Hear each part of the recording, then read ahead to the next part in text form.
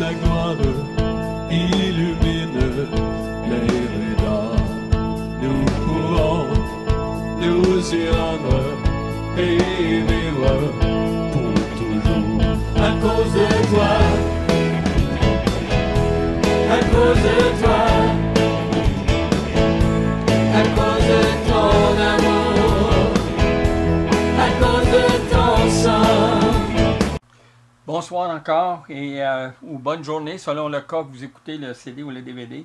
Passez une bonne journée, passez un bon temps dans le Seigneur et on va continuer avec le cahier Comment marcher avec une démonstration d'esprit de puissance. Et j'espère que vous êtes bénis parce qu'on va vraiment très loin, je dirais, pour mieux comprendre tous les dons de l'esprit. Après ça, on va passer à autre chose. Mais c'est important de comprendre comment marcher avec une parole de puissance, une parole qui devient une démonstration d'esprit et de puissance. Alléluia. Maintenant, on va regarder le don de discernement des esprits. Et c'est quelque chose d'intéressant parce qu'on va peut-être ouvrir des parenthèses ici et là pour mieux comprendre. Pardon. Le don de discernement des esprits, charisma, diakrésis, pneuma, qui veut dire 1 Corinthiens 12, 10. On a lu ça, le don de discernement des esprits. Ce don de l'esprit est considéré comme une police spirituelle dans l'Église. Comprenez là? Comme une police spirituelle dans l'Église. Pourquoi? Pas seulement dans l'Église, mais partout ceux qui ont ce don-là qui est développé, ils peuvent voir des esprits sur des gens qui sont manipulés par ces esprits-là. Alléluia. Alors, le don de discernement des esprits est la faculté et la puissance de voir dans le spirituel les esprits méchants dans les lieux célestes. Alléluia. Cela fait toujours partie d'une manifestation des dons du Saint-Esprit, bien sûr. Ce don est tellement puissant que celui qui est choisi pour manifester le don de discernement des esprits reçoit aussi la puissance de chasser les démons au nom de Jésus. Ces esprits méchants qui cherchent à mettre le trouble dans le cœur des croyants par leur influence diabolique sont dévoilés par le don du Saint-Esprit, le don de discernement des esprits. Et la personne qui a ce don-là reçoit toute l'autorité d'ailleurs pour chasser les démons dans les ténèbres. Alléluia. Maintenant, c'est quoi ça, ces esprits-là? D'où viennent ces esprits-là? Qu'est-ce que ça fait dans la parole de Dieu? On va regarder ici là des versets. Et on va en regarder un dans Éphésiens chapitre 2, verset 3. Éphésiens chapitre 2, verset 3. Alléluia. Et là, on va voir justement, avant de venir au Seigneur, comment nous, en tant que croyants, on fonctionnait, comment on marchait selon le train de ce monde. Alléluia. Verset 1. Vous étiez morts par vos offenses et par vos péchés, dans lequel vous marchiez autrefois, selon le train de ce monde, selon le prince de la puissance de l'air, de l'esprit qui agit maintenant dans les fils de la rébellion. Regardez maintenant pour notre passé. Nous tous aussi, nous étions de leur nombre et nous vivions autrefois selon les convoitises de notre chair, accomplissant les volontés de la chair et de nos pensées, et nous étions par nature des enfants de colère contre les autres. Mais Dieu, qui est riche en miséricorde, à cause du grand amour dont il nous a aimés, nous étions morts par nos offenses, et il nous a rendus vivants avec Christ. Pourquoi? Parce que c'est par la grâce que vous êtes sauvés. Et il nous a ressuscités ensemble, et il nous a fait asseoir ensemble dans les lieux célestes en Jésus-Christ. Alléluia. Donc, c'est tellement important de comprendre ce don-là. Alors, il s'agit de tous les esprits du monde des ténèbres qui se véhiculent à travers des ondes de toutes sortes, dont le diable se sert pour manipuler, pour détruire, pour déchirer, pour, enfin, tout ce qui est le mal, quoi. Alors, par exemple, il y a des groupes de musique qui chantent même des paroles sataniques. Alors, on le sait, ça. Il y a des groupes comme ça qui sont épouvantables, qui font des incantations au diable pour avoir le succès. Donc, tous ces esprits-là sont là, puis ils viennent séduire le monde par leur ruse, par leur traits enflammés. Et c'est là qu'on voit justement la puissance de qu'est-ce que Dieu va faire. Et là, je vais ouvrir une parenthèse, ok, qui est très importante. Retenez ça, c'est très important. Concernant les attaques du diable quand on n'est pas sauvé, Dieu va se servir de des ruses. Alors, il est rusé, il va prendre toutes sortes de choses pour séduire, il va amener la convoitise de toutes sortes pour nous amener à vivre vraiment tout croche avant de venir au Seigneur. Mais quand on est sauvé, il va utiliser les traits enflammés pour briser les enfants de Dieu. Vous comprenez là? Il va utiliser les traits enflammés pour détruire les enfants de Dieu. Je vais vous le lire d'ailleurs dans Éphésiens chapitre 6, qui est tellement puissant. Alléluia. Gloire à toi, Seigneur. Alors, le verset 16. Prenez par-dessus tout cela le bouclier de la foi avec lequel vous pourrez éteindre tous les traits enflammés du malin. Et vous là? Alors, les traits enflammés, c'est contre l'Église, c'est contre les chrétiens, c'est contre tout ce qui s'appelle enfant de Dieu. Avant ça, il n'y a pas de prendre des traits enflammés parce qu'ils ne savent même pas. Satan vient détruire, il vient écraser, il vient défaire, il vient manipuler. Il se sert de tout ce qui est possible à travers les ondes pour détruire. Il va se servir aussi de la littérature. Il va se servir quoi de... On ne peut même pas s'imaginer comment son champ d'action est grand. Mais dans tout cela, retenez ça là, mais dans tout cela, quand on devient enfant de Dieu, on est sorti de ces ondes-là pour vivre avec Christ dans les lieux célestes. Oui, vous êtes déjà encore sur la terre, mais vous avez le privilège d'être assis avec Christ spirituellement parlant et vous pouvez vivre avec les ondes de Dieu. Et ça, je vais revenir là-dessus.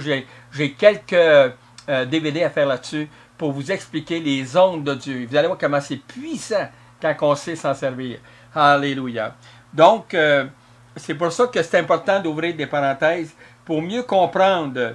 Alors, l'exemple que nous retrouvons dans Éphésiens chapitre 2, 1 à 3, est celui qu'on appelle le prince de l'air, voir aussi Éphésiens 6, 11, 12, pour mieux comprendre leur influence sur le monde et le peuple de Dieu. N'oubliez pas que Jésus nous a donné de chasser les démons en son nom. Marc 16, versets 17 et 18. Luc 10, 17. Et que Dieu nous a placés au-dessus de toutes les puissances des ténèbres. Je vais la lire maintenant. Alors, Éphésiens 1, 21. OK, on va lire 20 aussi. Il l'a déployé en Christ, en le ressuscitant des morts, en le faisant asseoir à sa droite dans les lieux célestes, au-dessus de toute domination, de toute autorité, de toute puissance, de toute dignité et de tout nom qui peut être nommé, non seulement dans le siècle présent, mais encore dans le siècle à venir. Ici, les rangs qu'on vient de lire là, c'est tous les rangs que le diable et ses acolytes ont, et quand ils ont été précipités des hauts du ciel, le diable a décidé de conserver leur rang, de mieux organiser pour détruire. Alléluia. Et ça, on peut voir ça un petit peu plus loin aussi. Alléluia. Mais regardez maintenant le verset 6. Alors, là, où est-ce que Jésus est assis? À la droite du Père. Au-dessus de quoi? Mais on vient de lire. Domination, puissance, dignité, autorité, etc. Donc, maintenant au verset 6. Il nous a ressuscités ensemble et il nous a fait asseoir ensemble dans les lieux célestes en Jésus-Christ. Vous comprenez maintenant, là? Alors, il y a une place qui nous est réservée. Nous, en tant qu'enfants de Dieu, nous sommes avec Christ dans les lieux célestes au-dessus. Comprenez, là? Au-dessus de toutes ces puissances des ténèbres. Donc, n'oubliez pas que Jésus nous a donné de chasser les démons à son nom. Donc, voyez là, on peut chasser toutes ces puissances des ténèbres parce que nous, toute l'autorité des lieux célestes en Jésus-Christ nous a été donnée de chasser les démons, de les envoyer dans les ténèbres. On n'a pas à se battre avec eux autres. Non, non. Commencez à louer le Seigneur, puis célébrer sa gloire, puis vous allez voir que vous allez être bien plus en forme que de combattre l'ennemi, parce que l'ennemi, là, il veut que vous combattez. Si vous passez 40 heures à le combattre, mais après 40 heures, vous allez être épuisé, sa dépression. Mais si vous louez le Seigneur pendant 40 heures, vous allez voir la puissance de Dieu agir, vous allez voir ses effets de puissance, vous allez voir des signes, des prodiges, des guérisons, des miracles, enfin de tout qui va se passer, parce que la louange, c'est ce qui ouvre les portes à la puissance de Dieu contre les ténèbres. Comprenez là? Comment c'est puissant? Contre les ténèbres. Alléluia. Gloire à toi, Seigneur. Donc, le charisma diacrisis pneuma. Alors, ce don, imaginez l'importance de ce don. Il est littéralement la protection de l'Église en tout temps. Il est littéralement la protection de l'Église en tout temps. Bien sûr, si on laisse au Saint-Esprit la liberté d'exercer les dons dans l'Église, son intervention est tellement puissante. Car les démons connaissent Jésus et ils tremblent devant lui. Et ils connaissent le Saint-Esprit et sa puissance qui a été donnée par Dieu, notre Père Céleste. Déjà, ils ont subi un jugement, ils ont été précipités hors du ciel. Fait qu'ils connaissent l'Éternel, hein, ils connaissent le Seigneur. Ils attendent le jugement final de Dieu, l'Éternel des armées. Amen, alléluia pour cela. Ici, je ne fais pas allusion aux démons qui sont déjà enchaînés, qu'on retrouve dans Jude. Alors, c'est pas de ça. Il y en a qui sont déjà enchaînés, ils étaient trop méchants, ceux-là. Alors, ils ont été enchaînés jusqu'au jugement, parce qu'ils vont passer au même jugement que tous les autres puissants des ténèbres. Alléluia. Alors, le don de discernement des esprits empêche les esprits d'envahir le peuple de Dieu et veille à ce qu'aucune manifestation se produise dans l'Église. Alléluia. Je donne des exemples maintenant. Nous, on fait des séminaires partout. Et il est arrivé qu'à Québec, on était dans une grande salle, il y avait 300-400 personnes. Et là, il y avait un homme qui était possédé par les puissances des ténèbres. Et là, tout à coup, nous, on était dans la louange en avant et tout. Et lui, à un moment donné, il a commencé à se manifester. Et savez-vous quoi? Tout le monde qui était là ont eu peur. Ils ont changé de côté de la salle. Ils avaient peur de lui. Quelqu'un vient voir en avant et dit, « Tu vois-tu qu'est-ce qui se passe? » Alors, je dis, « Non, je ne vois pas encore. » Mais il dit, « Il y a un homme là qui est possédé par des démons, puis il veut vraiment être roi et maître ici. » J'ai dit, « Amenez-moi cet homme. » Alors, ils sont partis, ils l'ont emmené en avant. J'ai dit, « Écoute-moi bien, toi, maintenant. Là. C'est pas à toi que je parle, c'est aux esprits qui sont en toi. Au nom de Jésus-Christ, maintenant, je vous ordonne de quitter dans les ténèbres à l'instant même, au nom de Jésus. » Savez-vous quoi? Sur le champ, il a été libéré. Il a levé les mains, puis il a commencé à louer le Seigneur. On n'a pas à lutter contre eux autres, on n'a pas à s'astiner, on n'a pas de temps à perdre, parce qu'on a l'autorité de Jésus-Christ. Vous comprenez, là? Donc, on n'a pas de temps à perdre avec ça. Et c'est là qu'est l'importance de comprendre notre autorité en Jésus-Christ. Alors, imaginez maintenant avec le don de l'Esprit. Celui qui a le don de l'Esprit est capable de faire cela. Parce que pourquoi? Parce qu'il a le don de les discerner. Il a le don de les chasser. Alléluia. Oh, gloire à toi, Seigneur. Alléluia. Alors, le don de discernement des esprits empêche les esprits d'envahir le peuple de Dieu et veille à ce qu'aucune manifestation se produise dans l'Église. Vous comprenez maintenant, là? Leurs influences sont réduites en cendres. Leurs possessions sont anéanties par la puissance du Saint-Esprit. Leurs dominations sont à la poussière éternelle et toute supposée puissance est anéantie par Jésus-Christ, par son sang qui a versé à la croix du Calvaire. Alléluia. Colossiens 2, 14-15. On va voir Colossiens 2, 14-15. Alléluia.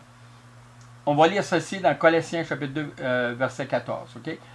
Il a effacé l'acte dont les ordonnances nous condamnaient et qui subsistait contre nous. Et il l'a éliminé en le clouant à la croix.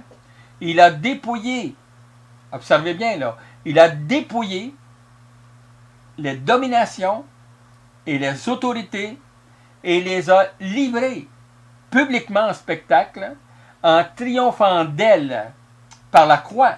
Alléluia. Alors, vous avez vu tout à l'heure, quand Christ a été placé au-dessus de toute domination, de toute autorité, de toute puissance, mais ici, on l'a la preuve, là. Alors, ils ont été dépouillés. Dépouillés. Alors, si vous avez le don de discernement des esprits, vous avez cette puissance de les chasser, puis ils n'ont pas le choix de se soumettre à vous à cause de l'autorité de Jésus-Christ que Dieu vous a donné de le faire au nom de Jésus. Alors, vous comprenez comment c'est important de bien comprendre la parole de Dieu. Alléluia.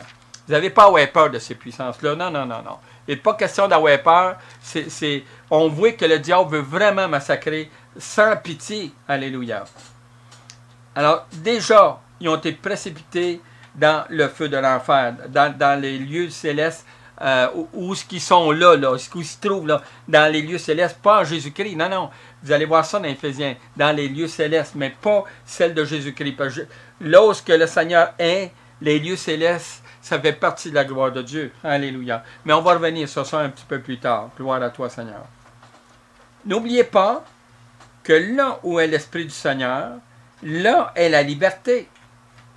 Et c'est ce que nous sommes en Jésus. Je dis Amen et Amen, Alléluia pour cela, pour cette grande liberté que nous avons en Jésus-Christ. Alléluia. Alors, ce qu'il faut bien comprendre du discernement des esprits, le don de discernement des esprits, c'est de quoi je parle. Tout d'abord, il est utile de souligner qu'il n'est pas question ici de discerner entre le bien et le mal. Cela appartient à tout chrétien par la parole de Dieu. L'Esprit nous parle quand on fait quelque chose qui n'est pas correct. Hein? On le sait, ça. Alors, de discerner entre la vérité et l'erreur, ceci appartient également à tout homme spirituel. Par la connaissance de la parole, on peut discerner ça. C'est pas ça le don de discernement des esprits. De discerner entre ce qui est esprit humain et ce qui fait partie de l'âme de l'homme ou de son corps ou tout ça. Non, non, c'est pas psychique. Non, non, non plus. Alors, c'est une manifestation de l'esprit. Alors, qu'est-ce que ça veut dire? Alors, il est précisé que le discernement des esprits, de plus, est un don de l'esprit spirituel qui est en autorité comme une police sur toutes les puissances des ténèbres. Alléluia. Alors, ça ne peut non plus être la révélation des pensées de l'homme. Non, non, non, non, c'est pas ça, là.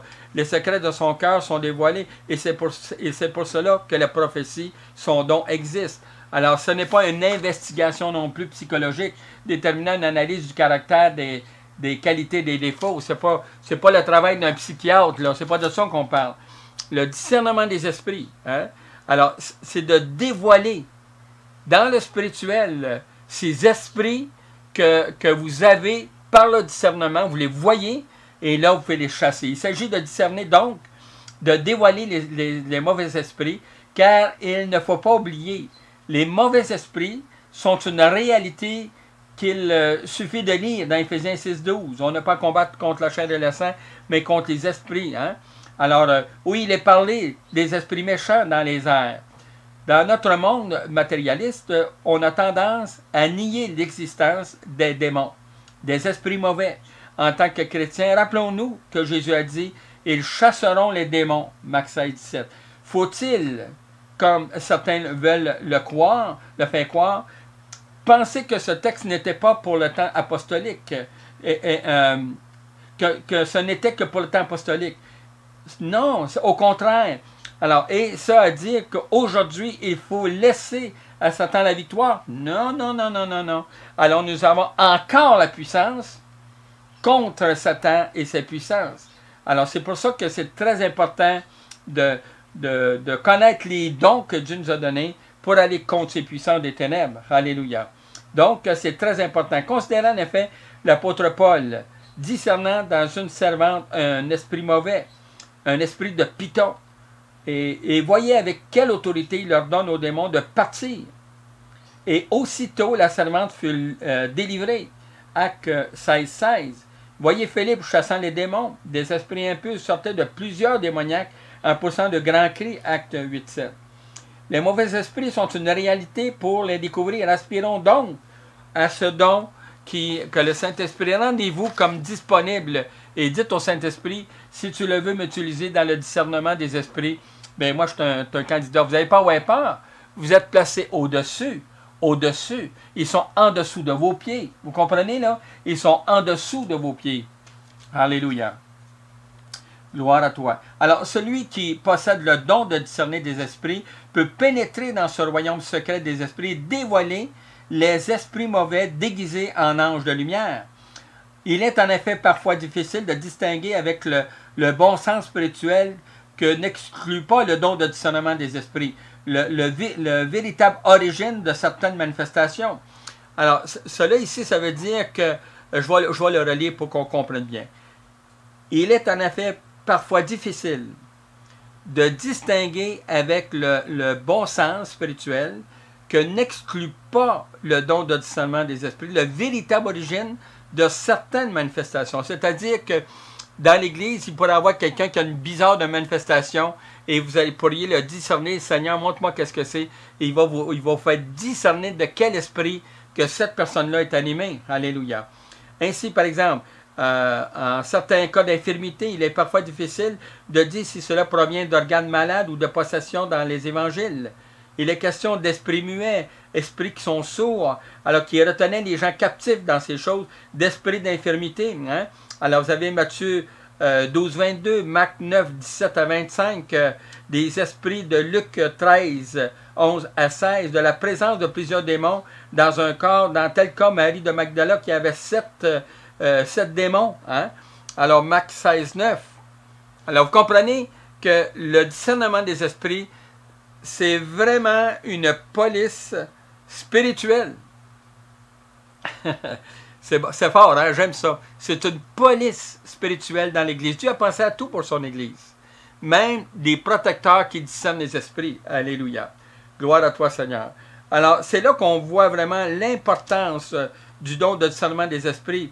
Et ce don est donc utile pour révéler le véritable caractère d'une manifestation physique ou d'une maladie et probablement aussi pour discerner les esprits d'erreur dans 1 Jean 4, 1 et 2. Alléluia. Donc, le discernement des esprits, c'est manipulé par toutes sortes de choses, que ce soit par l'Internet, que ce soit par de la musique, que ce soit par des sciences diaboliques, des messes noires, que ce soit par des incantations, ou que ce soit encore par des journaux, par l'exotériste. Enfin, il y a tout un programme que le diable utilise pour séduire le monde et séduire, s'il est possible, par des traits enflammés, le croyant pour le faire tomber et le manipuler comme il veut. Alors, cela veut dire ceci, c'est à nous de veiller et de se protéger contre ces puissances des ténèbres dont le Seigneur utilise justement des polices spirituelles pour veiller sur le peuple de Dieu. Et si vous n'en avez pas, demandez au Seigneur de vous donner le don de discernement des esprits avec le Saint-Esprit, puis il va vous protéger, vous allez voir, il va vous protéger. Vous n'avez pas peur contre ces puissances-là. Alléluia. Selon dit maintenant, on va traiter la diversité des langues. C'est le charisma, charismata glossa. Le charismata glossa, le don des diversités des langues de l'esprit. Alléluia. Alors ici, je vais, peut-être qu'on va passer à travers, mais ici, je vais faire quelque chose, bien attention. Alors, il y a plusieurs langages spirituels. Hein? Vous avez le langage que vous avez retrouvé dans Acte 2, qu'on a déjà passé à travers, il parlait 14 langues sur toutes les nations du soleil qui étaient là, sur place, et ils entendaient parler dans leur propre langue les merveilles de Dieu. Donc, ça, c'est un langage qui vient de l'esprit, mais dans leur propre langue. Ça, c'est point 1. Maintenant, vous avez la deuxième partie.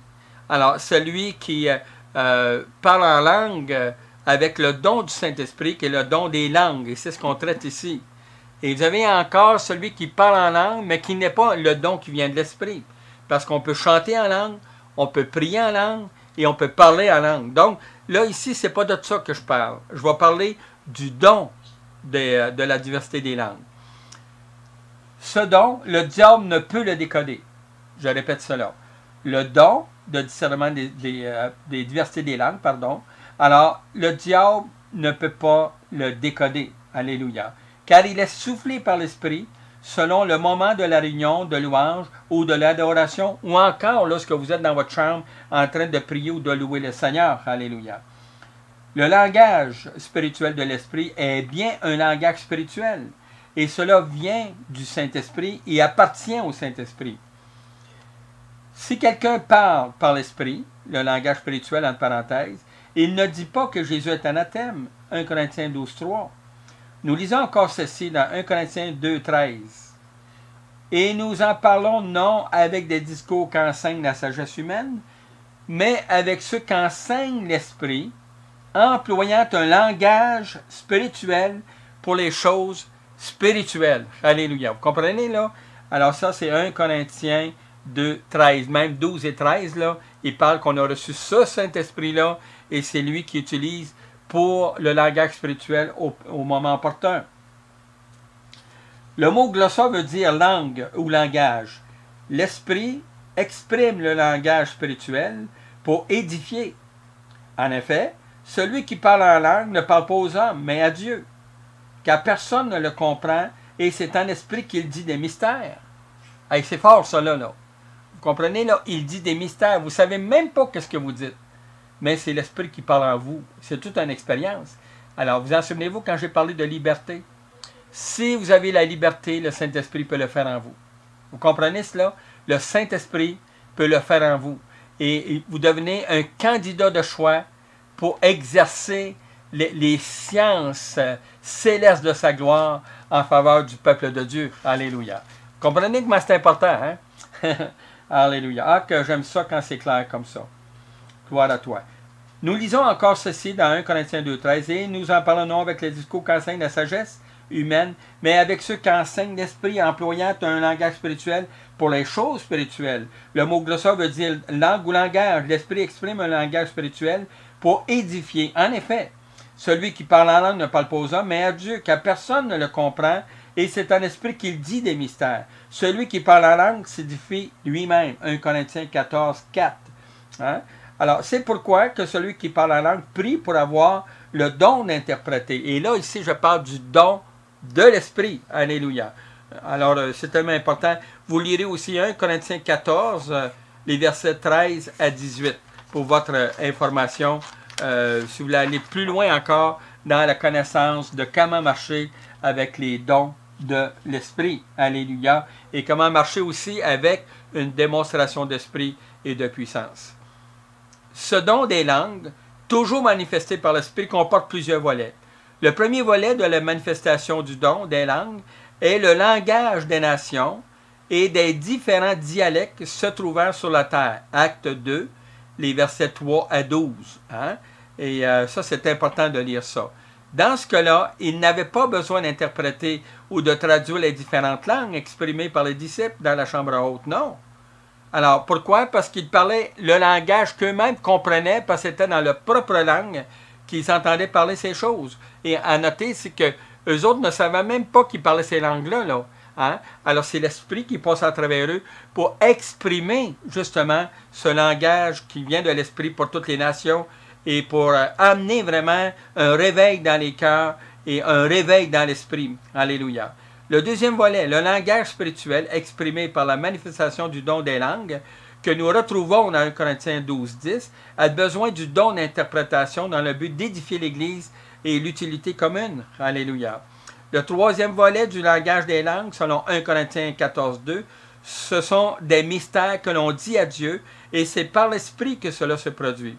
Le quatrième volet, alors le quatrième volet du langage spirituel, je parle en langue, mais mon esprit est stérile et je ne comprends pas ce que je dis, car c'est en esprit que cela se manifeste.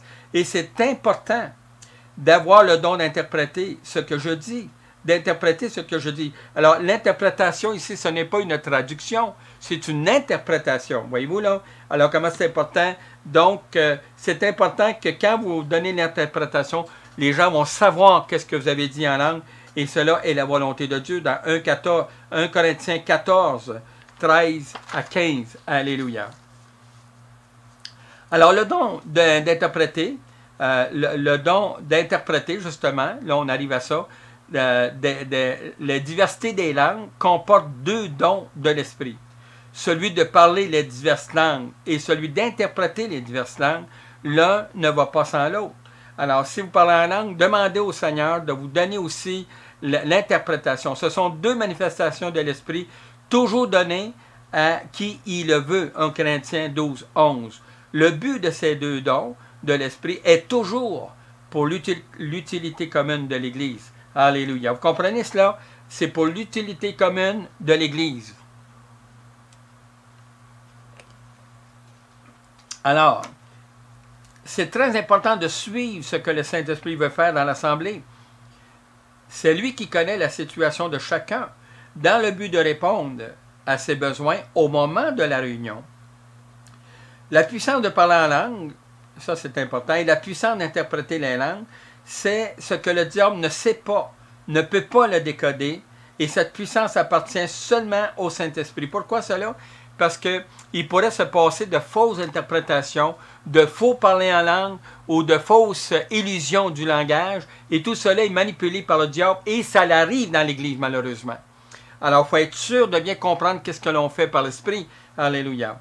Rappelez-vous toujours que ces deux dons font partie intégrante des 9 dons du Saint-Esprit, soit qu'on dise des mystères qui appartiennent à Dieu, soit que mon intelligence soit stérile, soit que je prie, soit que je chante, soit que je parle en langue. Tout doit être fait pour l'édification de l'Église. Vous lirez ça dans 1 Corinthiens chapitre 14 au complet. Alléluia. Donc, le don d'interpréter les langues, c'est une manifestation qui est charisma herménéa. Charisma herménéa. Alléluia. 1 Corinthiens 12, 10. Le don d'interpréter n'est pas une traduction, mais bien une interprétation. Voyez-vous, là, on en parle ici. De ce que le Saint-Esprit veut révéler dans son langage spirituel. L'interprétation des langues, entre parenthèses. Quand Dieu parle par son esprit, alors il n'autorise aucune puissance des ténèbres à le décoder. Tout appartient au Seigneur et c'est seulement par la manifestation de l'esprit que ces deux dons-là sont exercés avec cette puissance-là. Donc, quand je prie en langue, hein, je dis des merveilles. Hein, je dis des merveilles. Alors, c'est important de comprendre cela. Hein, alléluia. Afin d'entendre dans notre propre langue les merveilles de Dieu que l'Esprit a manifestées. Quand je prie en langue, mon esprit et mon intelligence sont stériles. Et c'est là, dans l'Église, qu'il est de mise de demander l'interprétation de ce que je viens de dire. Hein? Ou de ce qu'on vient de dire. Voilà. Alors, lorsque quelqu'un parle en langue chez lui, ou seul dans un endroit, cela devient une puissance de restauration. Et la Bible dit, 1 14,4, là, en d'autres termes, ça dit que vous rechargez vos batteries dans la version grecque spirituelle. Alors, lisons maintenant, nous lirons dans le chapitre 14 de 1 Corinthiens qu'on peut parler en langue, qu'on peut chanter en langue, qu'on peut prier en langue. Et dans tous les cas, il y a une puissance du Saint-Esprit qui agit en faveur de ceux qui s'y engagent. Alors, vous comprenez? Alors, le mot interprétation a un double sens. Il signifie à la fois traduction, interprétation d'une pensée, explication. Il est clair que ce don ne consiste pas à interpréter la Bible, mais bien les langues inconnues, et a donc pour but de rendre le don des langues profitable à toute l'assemblée ou à vous-même si vous êtes seul dans la présence de Dieu, selon 1 Corinthiens 14,5. À moins que celui qui parle en langue n'interprète, pour que l'Église en reçoive l'édification, c'est sûr. C'est pourquoi, ajoute Paul, que celui qui parle en langue prie pour avoir le don d'interpréter, 1 Corinthiens 14,13. Et cette exhortation est importante pour la nécessité de l'Église, parce que l'Église en a besoin. Hein? Alléluia. Alors, personne ne doit parler en langue au cours de rassemblement de chrétiens si le don d'interpréter n'y existe pas. Il n'y a pas d'interprète qu'on se taise dans l'Église. S'il n'y a pas d'interprète, qu'on se taise dans l'Église. Et puisque ce don est indispensable pour celui qui parle en langue, apporte aussi de l'édification à l'Assemblée. Chaque chrétien qui parle en langue est donc appelé à prier pour recevoir toujours l'original de l'interprétation de qu'est-ce que le Seigneur veut faire. Alléluia. Gloire à toi, Seigneur. Alléluia. Dans l'original, le verbe prier est à l'impératif. Il souligne presque l'obligation de rechercher ce don par tous ceux qui parlent en langue et qui devraient ainsi en réaliser davantage pour la nécessité du peuple de Dieu, pour votre nécessité aussi à vous. Alléluia. Cette histoire me vient à l'esprit. C'est une femme qui faisait du pouce à un moment donné. Et voilà que cette femme, à un moment donné, quelqu'un l'embarque. Puis un coup qui était embarqué, il y avait des mauvaises intentions avec cette fille-là. Et elle s'est mise à parler en langue. Et elle parlait en langue, elle parlait en langue. Et savez-vous quoi? Ils ont arrêté l'auto, puis ils l'ont jetée en dehors de l'auto. Et ils pensaient que cette femme était folle. Voyez-vous la protection qu'elle a eue? Dieu l'a protégée. Parce qu'elle a obéi au Saint-Esprit. Alléluia. Oh, gloire à toi, Seigneur. C'est bon, hein? De voir que le parler en langue peut être aussi une protection pour chaque croyant. Lorsqu'il est écrit dans 1 Corinthiens 14, 26, quelqu'un parmi vous a-t-il une interprétation? Il est évident qu'il n'est point ici question ni de l'interprétation d'un texte des Saintes Écritures, dans le sens d'explication spirituelle, ni de l'interprétation d'un prédicateur étranger qui est de passage, ou un traducteur qui connaît ses capacités intellectuelles de traduire cet homme qui parle dans une langue étrangère.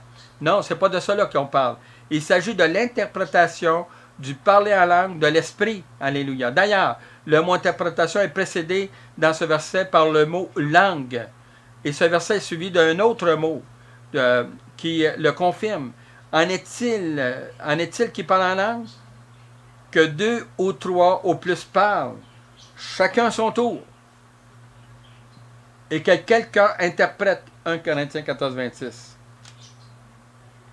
L'interprétation est surnaturelle, car c'est un don spirituel, une manifestation du Saint-Esprit, et c'est la pensée de Dieu qui est révélée, ou la pensée du Seigneur qui est révélée pour votre croissance spirituelle, qui peut être à travers l'interprétation des langues de l'Esprit. Alléluia. Gloire à toi, Seigneur. Cela ressemble aussi, quand on entend la traduction comme ça ressemble un peu à de la prophétie aussi. Alors, dans le chapitre 14 de 1 Corinthiens, il est mentionné que le don de parler diverses langues peut consister à prier en langue, 1 Corinthiens 14, 14, de chanter en langue, 1 Corinthiens 14, 15, et de louer en langue, 1 Corinthiens 14, 16, 17. Et c'est là qu'on voit l'importance. Ces manifestations de l'Esprit concernent l'exaltation de la personne même de Dieu et de son œuvre, et de ses dispositions de grâce en notre faveur. Cela ne dépend pas d'une étude attentive de l'original qui permet de mieux comprendre la Bible et de l'interpréter. C'est pas de ça qu'on parle. Voyez-vous comment on met l'emphase importante sur cette situation-là, hein, n'est-ce pas? Alors, souvent, dans le langage spirituel, on a vu des personnes être transformées, éclatées en larmes. Pourquoi? Parce qu'ils attendaient l'interprétation de leurs besoins. Ils avaient crié au Seigneur et Dieu avait jugé par le langage spirituel, qui entendent l'interprétation, et cela a changé complètement leur vie. D'autres mettaient Dieu au défi et Dieu s'est servi du langage spirituel pour les toucher, pour les amener à la repentance. C'est là qu'on voit la puissance de Dieu incroyable qui a choisi un langage spirituel.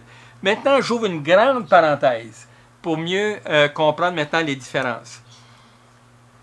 Là, j'ai parlé constamment de comment marcher avec une démonstration d'esprit de puissance. Toute la puissance de Dieu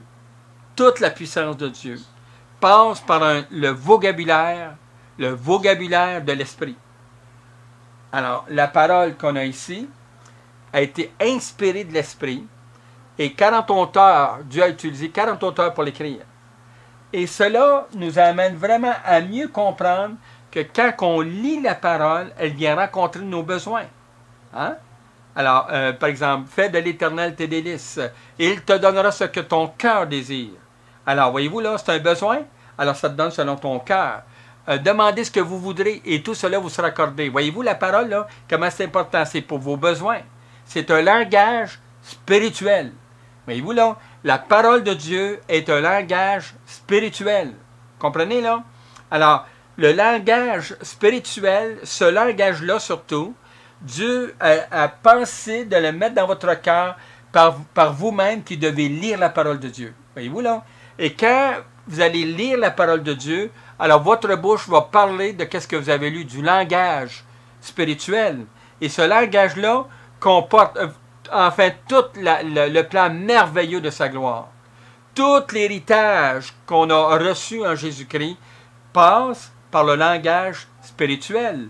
Et ça nous demande la foi de croire en qu'est-ce qu'on a lu, afin que sa puissance opère en nous par la puissance du Saint-Esprit. Alléluia. Voyez-vous, mais c'est important, qu'est-ce que je vous dis là, comment c'est important de comprendre la parole de Dieu. Alors, vous voulez marcher avec une démonstration d'esprit de puissance, peut-être que vous avez saisi juste 10%, mais si ce 10%-là est en action, mais vous allez voir autour des gens, des gens qui vont connaître Jésus-Christ, qui vont être sauvés, qui vont être guéris, qui vont être restaurés, qui vont être libérés, qui vont être brisés de leurs chaînes, brisés de leurs liens, qui vont être enfin... parce que pourquoi? Vous allez vous utiliser le langage de la puissance de Dieu. Alléluia. Ma parole, c'est une puissance. Car je veille sur ma parole. Car je veille sur ma parole pour l'exécuter et l'accomplir. Voyez-vous là? Car je veille sur ma parole. Avez-vous pensé à ça? Vous lisez quelque chose que vous déposez dans votre cœur et Dieu veille sur ce que vous avez mis dans votre cœur. C'est-tu beau un peu? C'est beau, hein? Alors, Dieu veille sur les paroles que vous déposez dans votre cœur. Je répète cela. Dieu veille sur toutes les paroles que vous avez déposées dans votre cœur. Et pourquoi cela? Parce que c'est sa parole. C'est simple, c'est sa parole. Et Dieu veut vous montrer qu'il est puissant dans cette parole. Alléluia. Pour moi, c'est tellement important de vous parler de cela. Alors, je veux que vous compreniez l'importance des paroles spirituelles. Hein? On n'en parle pas avec un langage humain, un langage de la sagesse humaine, mais on en parle avec le langage de l'Esprit. Et la parole de Dieu, c'est l'épée de l'Esprit qui a le rhéma de Dieu, la parole active de Dieu. Alléluia. Alléluia. Donc, vous êtes à la maison et vous posez tellement de questions. Moi, je ne parle pas en langue, puis là, vous vous culpabilisez, puis là, le diable vient vous accuser, puis regardez là, tassez tout ça. Faites seulement la lecture de la parole de Dieu. Commencez par ça, là. Moi, je vous conseillerais de lire l'Évangile de Jean, Éphésiens, le livre des Éphésiens au complet, Colossiens et Philippiens. Ces 4 livres-là. L'Évangile de Jean, Éphésiens, Philippiens, Colossiens. Pourquoi que je vous dis ça?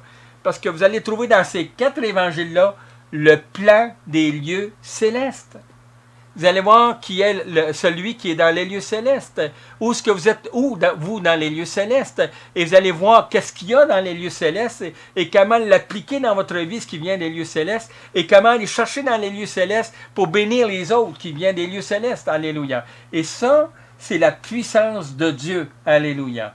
Alors, je crois que j'ai passé à travers toutes les 9 dons maintenant et j'espère que vous êtes bénis dans tout cela, car pour moi, on va commencer la prochaine session sur le prochain DVD et j'espère que vous êtes bénis. Hein? J'espère que vous êtes bénis. Pourquoi? Parce que le Seigneur veut vous emmener à découvrir encore plus de lui dans tout l'appel, les dons, les ministères que Dieu vous a donnés. Donc, je vous dis maintenant à la prochaine émission, que le Seigneur vous bénisse abondamment et soyez encore attentifs, car le prochain chapitre, la session 3, on va parler quel est le but du leadership pour l'Église de Jésus-Christ. Maintenant, on a besoin de partenaires. Et ça, c'est tellement important. On a besoin de partenaires. Et, vous savez, on fait plusieurs séminaires à travers la province et l'Est de l'Ontario. Et souvent, on a fait des séminaires, surtout les derniers 4 séminaires, on est revenu même pas de l'argent pour nous. On a dû payer tous les frais de l'hôtel, les chambres, les transports, les thèmes, le mailing, enfin, etc. Là. Alors, on a besoin de partenaires à 50 $ par mois ou même un seul don à 300 même, ça serait important. Alors, si vous voulez vous voulez soutenir le ministère Puissance Agapé, alors, vous faites 6 chèques de 50 $ post-datés à partir du mois de juillet, parce qu'on avait calculé du mois de juillet jusqu'au mois de décembre ou janvier. Alors, pour couvrir tous les frais, on a une couple de milliers de dollars à régler et on a besoin de vous pour nous aider si le Seigneur vous touche pour cela. Alors, vous faites vos chèques au nom de Puissance Agapé. Et si vous désirez un reçu d'impôt, alors c'est important, faites-nous le savoir, marquez reçu d'impôt. Et on va vous envoyer à la fin de l'année un reçu d'impôt. L'adresse pour nous rejoindre, c'est 2502. 2502. Marguerite Seignoret. Voyez-vous là, je répète. 2502. Marguerite Seignoret. C'est Seigneur, vous écrivez Seigneur, E-T au bout. C'est Seignoret. OK? Alors, le code postal, c'est G9A 5C9. G comme Georges, 9A comme Aline, 5C comme Claude, 9. G9A, 5C9, c'est à Trois-Rivières. Et nous, on va être bénis parce qu'on aimerait finir l'année avec aucune dette du ministère. Alléluia. Alors, on a besoin de vous. Si vous voulez nous aider, aidez-nous, je vous en supplie, parce que nous, on sème constamment la parole de Dieu dans les séminaires. On enregistre justement des DVD spéciales qu'on donne. On ne vend même pas qu'on donne sur la guérison, sur la restauration. Enfin, aussi on donne des CD de louanges pour amener le peuple à louer le Seigneur. Enfin, on est un ministère qui veut faire avancer le peuple de Dieu. Et vous savez une chose qui est bien importante, on a besoin de vous, chers partenaires, pour nous aider. Aidez-nous dans Puissance Agapé. On a besoin de vous. Et cela est tellement puissant et important pour nous. Et on a besoin d'une vingtaine de partenaires pour tout régler. Et déjà, on en a 7. Si vous voulez continuer à nous aider, il nous en manque 13 partenaires. Alors, je vous laisse avec ça et que le Seigneur vous bénisse abondamment. Et on se dit à la semaine prochaine ou au prochain rendez-vous sur CD ou DVD. Que le Seigneur vous bénisse.